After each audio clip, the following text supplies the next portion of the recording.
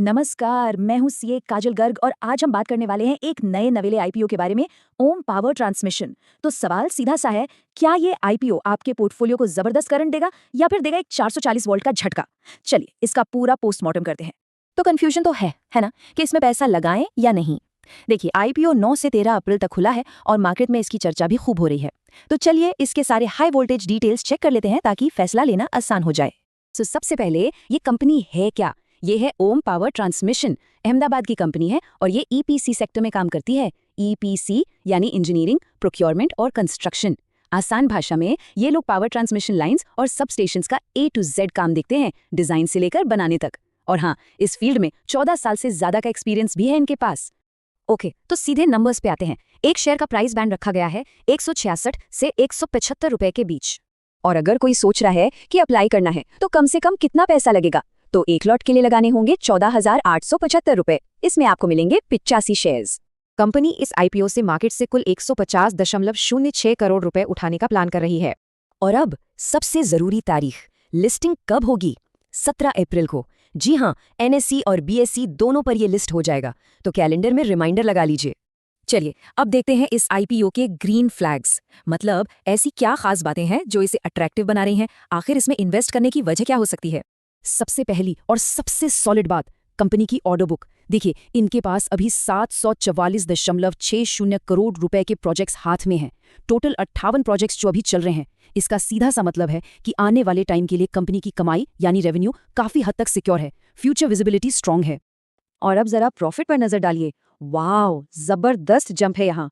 Financial year 23 में जहाँ profit था 6.23 करोड़, वहीं फाइनेंशियल ईयर 25 के अब तक के नंबर्स में ये बढ़कर हो गया है 22.08 करोड़। मतलब एकदम रॉकेट की तरह ऊपर गया है प्रॉफिट। इसे कहते हैं असली पावर अप।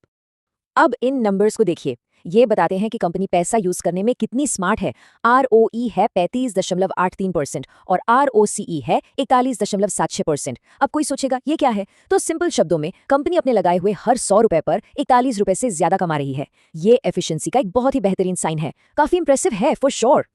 तो सब कुछ अच्छा लग रहा है ना, लेकिन रुकिए, पिक्चर अभी बाकी है मेरे दोस्त। हर आईपीओ की कहानी में एक ट्विस्ट होता है। तो चलिए अब नजर डालते हैं रेड फ्लैग्स पर, यानी वो रिस्क फैक्टर्स जिन्हें इग्नोर करना भारी पड़ सकता है।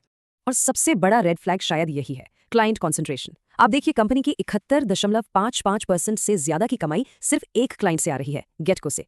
इसका मतलब है कि इनकी गाड़ी का इंजन एक ही कस्टमर के भरोसे चल रहा है। अगर कल को इस क्लाइंट के साथ कुछ भी ऊपर नीचे हुआ तो कंपनी के रेवेन्यू की बत्ती सीधे गुल हो सकती है। ये एक बहुत बड़ा रिस्क है। और रिस्क यहीं खत्म नहीं होते, कुछ और बातें भी हैं। एक, ज्योग्राफिक कॉन्सेंट्रेशन। ज्यादातर बिजनेस सिर्फ गुजरात से है, तो वहां की पॉलिसी में कोई भी चेंज इन पर डायरेक्ट असर डालेगा। दूसरा, जो जबरदस्त प्रॉफिट जंप हमने देखा, क्या वो आगे भी कंटिन्यू होगा? ये $1 मिलियन क्वेश्चन है। और तीसरा, इनके कॉन्ट्रैक्ट ज्यादातर PSUs से होते हैं। वहां कंपटीशन इतना ज्यादा होता है कि प्रॉफिट मार्जिन्स काफी पतले रहते हैं। और अब बात करते हैं GMP की, यानी ग्रे मार्केट प्रीमियम। ये मार्केट के मूड का आईना होता है लिस्टिंग से पहले, और यहाँ इसका GMP सिर्फ 1.86% के आसपास चल रहा है। बहुत ही ठंडा रिस्पॉन्स है। इसका मतलब सा है कि लिस्टिंग डे पर कोई बम्पर प्रॉफिट की उम्मीद करना शायद ठीक नहीं होगा। तो ग्रीन फ्लैग्स देख लिए, रेड फ्लैग्स देख लिए, अब आते हैं फाइनल सवाल पर, अप्लाई करे या अवॉइड। चलिए इस पजल के सारे पीसेस को जोड़कर देखते हैं। देखिए, इसका जवाब डिपेंड करता है कि आप किस टाइप के इन्वेस्टर हैं। अगर आप लॉन्ग टर्म के खिलाड़ी हैं तो कंपनी के फंडामेंटल्स ठीक ठाक हैं, ऑर्डर बुक स्ट्रांग है और ये इंडिया की इंफ्रास्ट्रक्चर स्टोरी का हिस्सा है। लेकिन अगर कोई सिर्फ लिस्टिंग गेन का शिकारी है तो कम GMP के चलते यहाँ रिस्क ज्यादा और रिवॉर्ड कम लग रहा है। मार्जिन ऑफ सेफ्टी जिसे कहते हैं वो काफी कम है।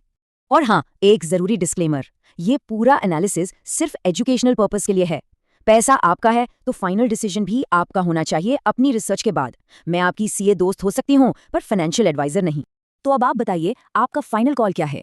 ये आईपीओ सुपरहिट होगा या शॉर्ट सर्किट? नीचे कमेंट्स में जरूर लिखिए कि आप अप्लाई कर रहे हैं या नहीं। चलिए मिलते हैं अगले एनालिसिस में।